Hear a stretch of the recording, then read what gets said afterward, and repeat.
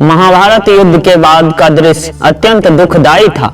हंसता खेलता युग युद्ध की बलि चढ़ गया। 18 दिन के युद्ध ने द्रौपदी की उम्र को 80 वर्ष के जैसा कर दिया था, शारीरिक रूप से भी और मानसिक रूप से भी। सर के चारों तरफ विधवाओं की अधिकता था, पुरुष इक्का दुक्का ही दिखाई पड़ता था, अनाथ बच्चे घूमते दिखाई पड़ते थे और उन सब की वह महारानी द्रौपदी हस्तिनापुर के महल में निश्चिंत बैठी हुई शून्य को निहार रही थी। तभी श्री कृष्ण कक्ष में दाखिल होते हैं। द्रौपदी कृष्ण को देखते ही दौड़कर उनसे लिपट जाती है। श्री कृष्ण उसके सिर को सहलाते रहते हैं और रोने देते हैं।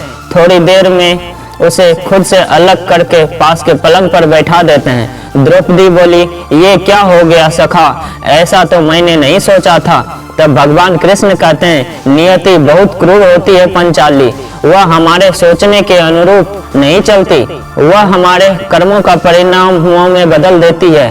तुम प्रतिशोध लेना चाहती थी और तुम सफल हुई। द्रौपदी, तुम्हारा प्रतिशोध पूरा हुआ। सिर्फ दुर्योधन और दुशासन ही नहीं, सारे कौरव समाप्त हो गए। तुम्हें तो प्रसन्न होना चाहिए।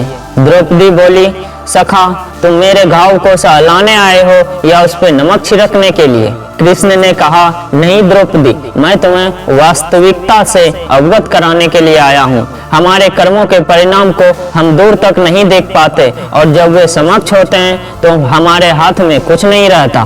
द्रौपदी बोली, तो क्या इस युद्ध के लिए पूर्ण रूप से मैं ही उत्तरदायी हूँ वासुदेव? कृष्ण बोले, नहीं द्रौपदी, तुम स्वयं को इतना महत्वपूर्ण मत समझो, लेकिन तुम अपने कर्मों में थोड़ी सी दूरदर्शिता रखती तो स्वयं इतना कष्ट भी नहीं पाती। द्रौपदी ने कहा, तो मैं क्या कर सकती थी सखा?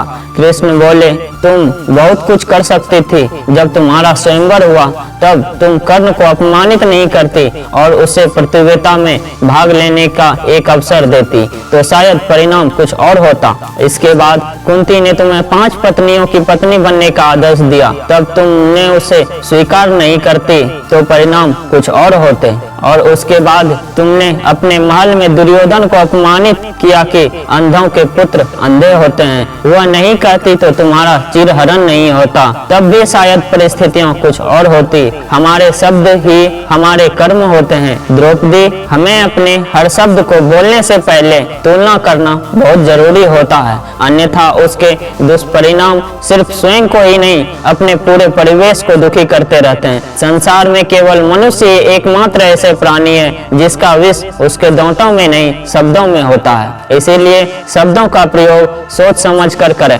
ऐसे शब्द का प्रयोग कीजिए जिससे किसी की भावनाओं को ठेस न पहुंचे। इस संबंध में कबीरदास जी ने भी लिखा है, ऐसी वाणी बोलिए मन का आपाक होए, औरन को शीतल करे आप हो शीतल होए। दोस्तों, मैं उम्मीद करता हूं कि यह प्रसंग आपको जरूर पसंद आया होगा। हमारे वीडियो को लाइक और चैनल को सब्सक्राइब करें और कमेंट में जय श्री कृष्ण जरूर लिखें। धन्यवाद।